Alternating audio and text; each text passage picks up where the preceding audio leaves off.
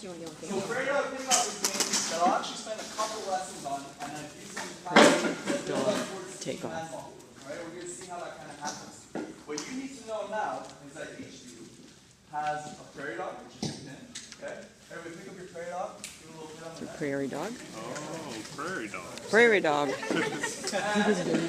You have a prairie dog nest. Now the nest is food.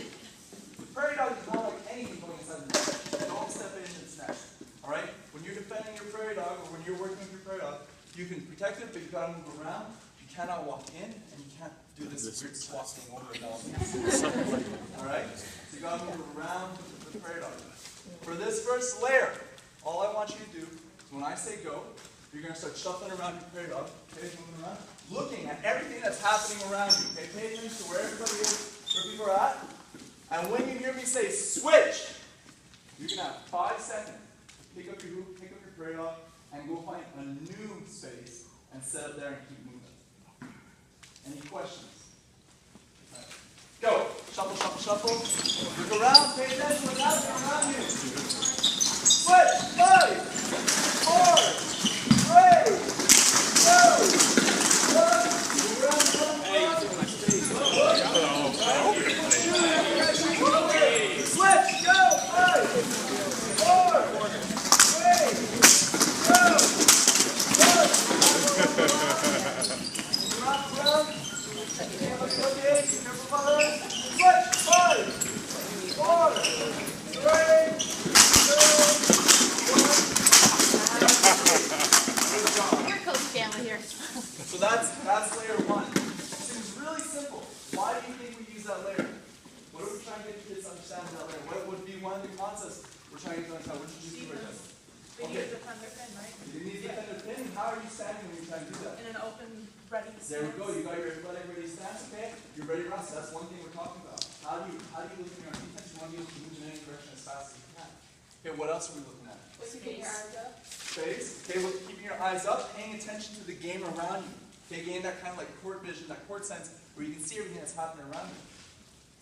Space, okay, also understanding. Moving to an open space. When you say switch, what's the first thing you do? You're looking up, you find a spot, you're moving there. Are you moving there slowly? No, it's something to your spot. 5 seconds. Yeah, well, that's it. So you're moving there quickly. So we're teaching about moving to an open space quickly. Alright? So that's the first layer. Anybody can toss me a ball over there? We're going to get into layer 2. In layer 2, here's what's going to happen. And everybody on the side, just warning you, the game gets intense. Okay. Okay? I don't have any helmets for you, but look out. Is that a gator skin ball? Introduce the ball to the game.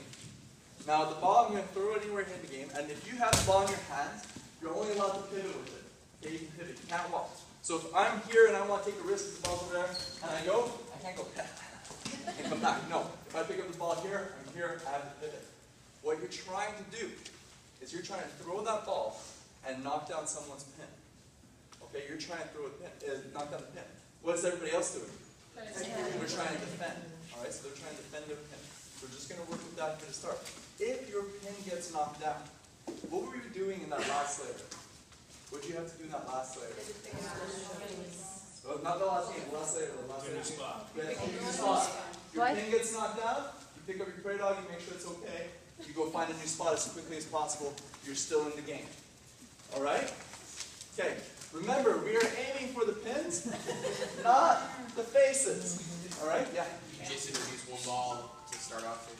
So that's a great question. So what I'm going to do is I'll start the game, and every layer, I start the game with one ball. Why do you think I'm doing that? So even to it. Not just that, I'm trying to make sure the kids understand the layer. I need them to show me that they understand what we're doing before I try and make it more complex by increasing the amount of equipment in the game. Okay? Everybody ready? Question. Yeah. Can I move to go get the ball? You can move to go get the ball, but once you pick it up, then you can only pivot. Alright? So then you're leaving your pin unguarded. Okay? But sometimes you talk about risk taking as well, right? Sometimes that risk is Do you still tell people to rotate? No, they don't have to rotate. When we were rotating, we were talking, is because I wanted them to practice being in that to move stance. spots. That's if you get your pin gets knocked down, Yeah, you pick just it up when and your you pin go gets knocked somewhere down. Only then. Any other time, then you're just defending. You're trying to see what the ball's up. So you're that's going to see there's going to be a whole bunch of dodgeballs here in the game. It's going to get a lot. Yeah, ready. I'm gonna move. Alright? Kick you. I mean, Step on you.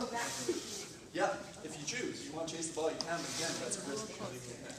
Ready? 3, 2, 1, here we go.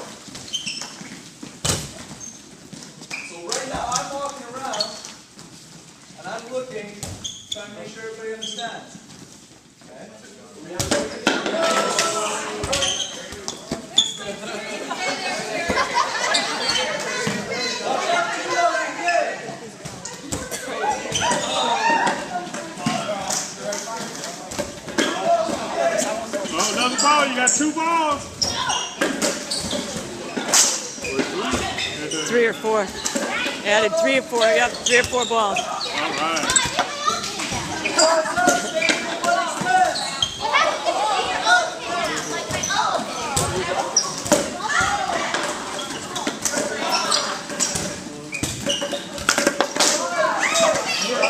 Gotta get in front. Oh, good shot.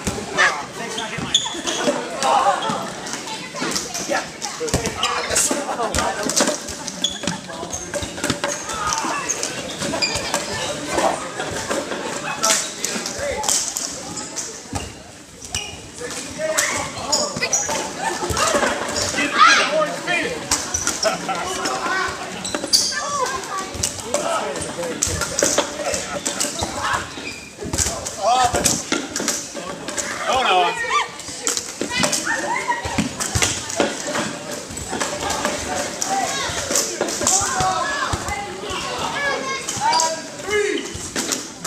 Oh, that was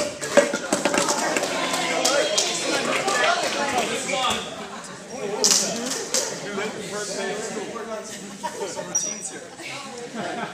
Yes. I was traveling with my prairie dog, and ball came in the session. When you're moving with your nets, you're not allowed to touch any of the balls. Okay, you gotta leave them go. All right. Got a question. Yeah. This is proper. That's not right at all. I just like that's it. As long as your feet are outside and you're not sent over, but you got your hands in front, we'll say that's proper. If you accidentally knock it over, you can just take it back up.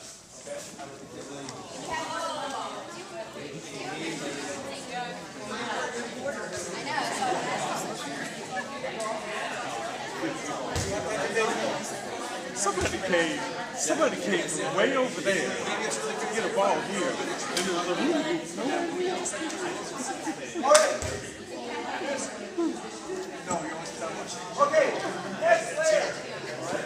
Now before we go to the next layer, we're going to do something called tactical talk. So tactical talk are conversations that we have in between layers to talk about how are you being successful in that last layer. I want to know on defense, meaning that when you didn't have the ball in your hand, how are you being successful on defense? What does that even mean? What does it mean being successful in defense in this game and that layer? Not getting pin knocked over. So how are you successfully protecting your pin? Anybody want to answer here? Moving away from the star athlete.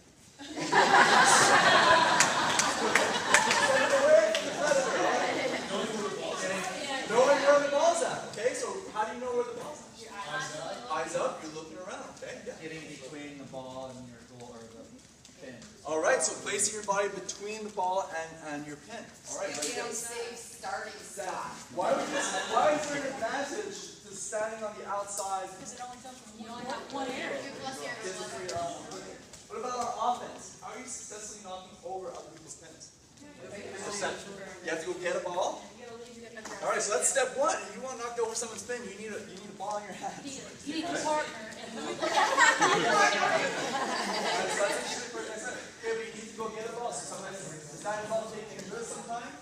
Yeah, okay, but you gotta push it. Can you slowly go get a ball or should you try to get there quickly? Quickly. Okay, what else? What do you do about like alliances? Like agrees to not hit each other. Until you Okay. See some lines? K-6, yeah, K-6. What about you're actually throwing? How are you throwing accurately hour? I guess you could add if you're on a blue hula hoop, you're on the same team. Get somebody else on the yellow, another For guy. longer throws, when you're trying to attack You can play catch with him. how would your throw be different?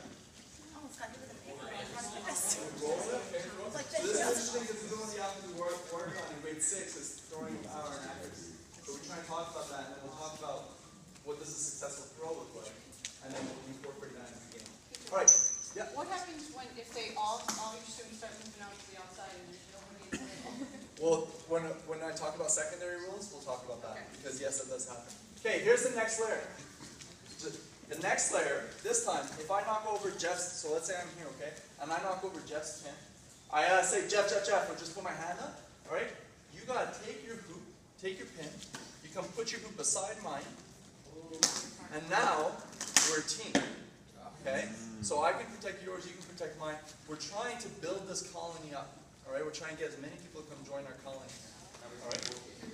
If one person gets hit, then just that one person change. You leave, you go to a new colony. If both people get hit, then you go with whoever knocked you over. If ever your pin gets knocked down, and especially today there's a lot of people here, your pin gets knocked down and you don't know who knocked it over, okay, look around, nobody's putting it in.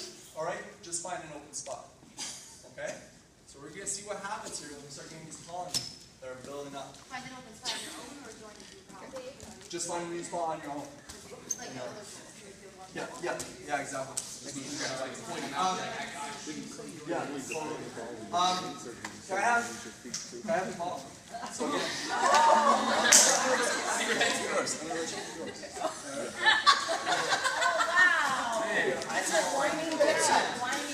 Alright. Just roll it over on the side there. Not all of else is hiding. Alright. Starting off with one ball, because again, I'm trying to see that the kids understand, and as they show me that they understand the idea, we'll build it up.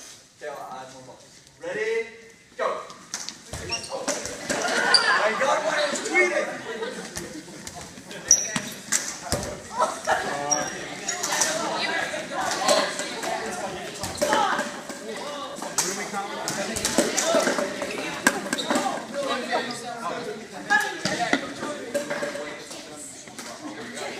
Got a little triangle here.